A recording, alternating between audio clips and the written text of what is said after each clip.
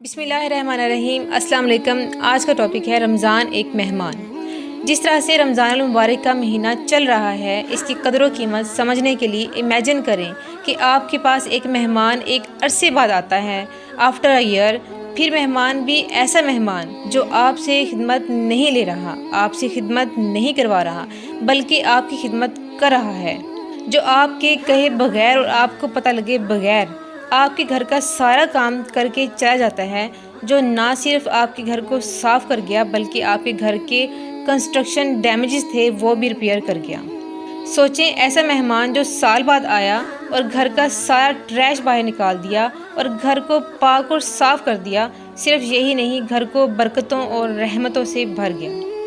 آپ بیمار ہوئے ہیں تو آپ کی میڈیسن آپ کو دے کر چلا جاتا ہے، اور وہ ساری چیزیں جو آپ کی ضرورت کی ہیں، جو آپ چاہتے ہیں، وہ برکت والی چیزیں تمام کی تمام آپ کے گھر میں آپ کے کہے بغیر لا کر رکھ جاتا ہے۔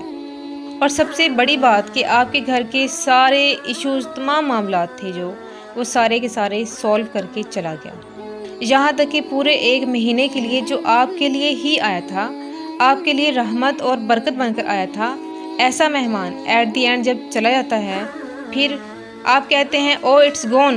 اور پھر آپ گلٹ محسوس کرتے ہیں، آپ کو شرمندگی محسوس ہوتی ہے کہ ہم نے اس کی قدر ہی نہیں کی، اس کو دور سے ہی سلام کیا، اسے ویلکم تک نہ کیا، اور وہ ہمارے لیے آیا تھا اور ہمارے لیے اتنا کچھ کر کے چلا گیا۔ تو بالکل اسی طرح سے رمضان بھی ایک مہمان کی طرح آتا ہے ہمارے پاس، ہمارے لیے ہمارے تمام گناہ لے کر چلا جاتا ہے، ہمیں پاک اور صاف کر کے چلا جاتا ہے، ہمارے دلوں کی بیماریوں کو، گندیوں کو، دل کے ٹریش کو باہر پھینکنے اور اس کو صاف کرنے کے لیے آتا ہے، ہمارے گناہوں کو مٹا کر نیکیوں میں تبدیل کر کے چلا جاتا ہے،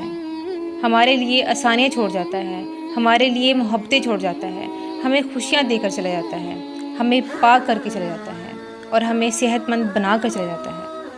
اور ہاں، یہ سب کچھ اس کے لیے ہے جو اس مہمان کی قدر کرتے ہیں، جو دور سے سلام نہیں کرتے،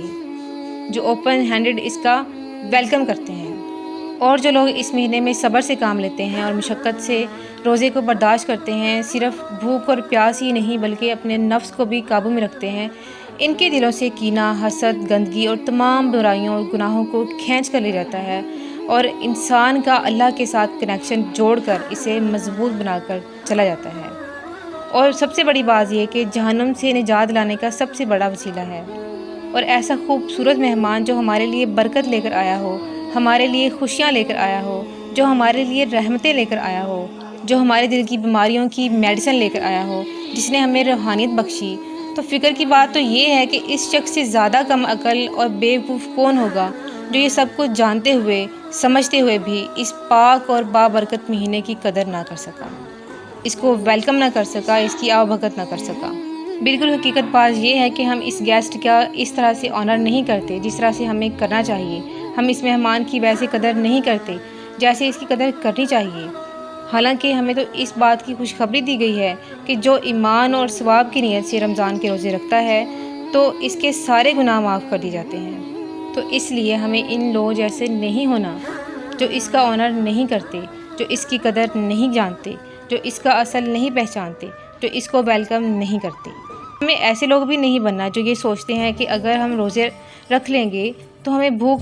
برداشت کرنی پڑے گی، پیاس بہت لگے گی اور دن بھر کی مشقت اٹھانا پڑے گی، ہماری نیند خراب ہوگی۔ یہ ایسے لوگ ہیں جو خود کو گناہوں سے آزاد کرانا نہیں چاہتے، جو خود کو دوزخ سے بچانا ہی نہیں چاہتے، جو فکر مند ہی نہیں ہیں۔ تو ہمیں ایسے لوگوں میں شامل نہیں ہونا، بلکہ ہمیں تو ایسے لوگوں جیسے بننا ہے جو یہ سوچتے ہیں کہ رمضان کو نہ صرف اچھے طریقے سے گزارنا ہے اور اس مہمان کی قدر کرنی ہے۔ تو میں اس مہمان کو یعنی کہ رمضان کو یہ کہتے ملیں کہ ابھی تک تم رکو، ابھی یہیں رہو ہمارے پاس، کہ ابھی تو ہمارے دل بیمار ہیں، ابھی تو ہم پوری طرح سے جاگے ہی نہیں، ابھی ہم نے اپنے اور اپنے رب کے ساتھ رشتہ اور مضبوط کرنا ہے، ابھی ہم میں وہ محنت، وہ محبت، وہ تڑپ، وہ روحانیت، وہ تشنگی نہیں آئی، ابھی بھی ہمارے گناہ باقی ہیں جن سے ہم نے خود کو آزاد کرانا ہے۔ تھوڑی دیر اور ہمارے پاس رہ جاؤ۔ جی ہاں، ہمیں ایسے صالحین کی طرح بننا ہے جن کے بارے میں یہ کہا جاتا ہے کہ وہ نمازوں میں روتے تھے، تہجدوں میں روتے تھے، 6 ماہ پہلے ہی اپنے رب سے گڑ گڑا کر دعا کرتے تھے کہ اللہ تعالیٰ ہمیں رمضان دکھا دے۔ اور صرف یہی نہیں بلکہ ہمارے نبی پاک صلی اللہ علیہ وآلہ وسلم بھی دعائیں فرماتے اس ماہ کے لیے، اور آپ صلی اللہ علیہ وآلہ وسلم اپنے صحابہ کرام کو بشارتیں دیا کرتے تھے، انہیں خوشخبری دیا کرتے تھے۔ جب آپ صلی اللہ علیہ وسلم نے فرمایا وہ آ گیا، وہ آ گیا، پوچھا گیا یا رسول اللہ صلی اللہ علیہ وسلم کون آ گیا؟ تو آپ صلی اللہ علیہ وسلم نے فرمایا رمضان آ گیا۔ تو اس ماہ کے اندر رحمتیں اور برکتیں ہیں ہی، تو آپ صلی اللہ علیہ وسلم اس ماہ کی خوشخبری سنایا کرتے تھے۔ اس لیے رمضان کے روزے فرض کیے گئے، کیونکہ اس میں جہنم کے دروازے بند کر دی جاتے ہیں اور جنت کے دروازے کھول دی جاتے ہیں۔ اور یاد رکھیں کہ جنت کے 8 دروازے ہیں جبکہ جہنم کے 7 دروازے ہیں، اور یہ نمبر بھی اللہ تعالیٰ کی رحمت کو شو کر رہے ہیں۔ اور جنت کے دروازوں کا ایکسٹرا ہونا بھی اس بات کی دلیل ہے کہ اللہ تعالیٰ تو ہمیں خود بخشنا چاہتے ہیں، تو خود چاہتے ہیں کہ ہمیں جنت میں داخل کر دیا جائے، وہ تو ہمیں خود رحمتوں اور برکتوں سے نوازنا چاہتے ہیں۔ اللہ تعالیٰ تو خود فرماتے ہیں کہ میں تمہیں دوزخ کا عذاب دے کر کیا کروں گا اگر تم شکر کرنے والے اور ایمان والے بن جاؤ تو۔ اس لیے تو اللہ تعالیٰ نے جنت کے دروازے زیادہ رکھے ہیں اور دوزخ کے دروازے کم رکھے ہیں، تاکہ لوگ دوزخ میں کم جائیں اور جنت میں زیادہ جائیں۔ اور سب سے خوبصورت بات یہ کہ جنت کے دروازوں میں ایک دروازہ ہے جس کا نام باب الریان ہے، جس میں صرف روزہ دار ہی داخل کیے جائیں گے۔ یہاں ہمیں سوچنا ہے، یہاں ہمیں فکر کرنی ہے کہ جب باب الریان سے روزہ داروں کو پکارا جائے گا تو ہماری بھی وہاں انٹری ہو سکے۔ نہ صرف ہماری انٹری ہو بلکہ جس طرح سے ہم نے اس ماہ کو پروٹوکول کے ساتھ گزارا، اپنی زندگی میں رمضان کے اس مہینے کی قدر جانی، آؤ بھگت کی، اس کو ویلکم کیا، بالکل ویسے ہی ہمیں بھی پروٹوکول ملے، ہمیں بھی اعلیٰ طریقے سے ویلکم کیا جائے۔ بے شک اللہ تعالیٰ بہت زیادہ قدردان ہے۔ اور ہمیں فکر تو اس بات کی کرنی چاہیے کہ جب اس دروازے سے پکارا جائے گا اور روزہ داروں کی انٹری ہو رہی ہوگی تو خدا نہ کرے ہمیں کہیں وہاں سے روک ہی نہ دیا جائے، تب سوچیں ہم پر کیا بیتے گی، ہمارے پلے کیا رہ جائے گا، پچھتاوے کے سوا کچھ نہیں ہوگا۔ تب تمنا کریں گے کہ کاش دنیا میں دوبارہ جانا ہو، اور پھر اس ماہ کو بھی پایا جائے اور خود کو روزہ داروں کی صف میں لایا جائے، مگر تب ہاتھ میں کچھ نہیں آئے گا۔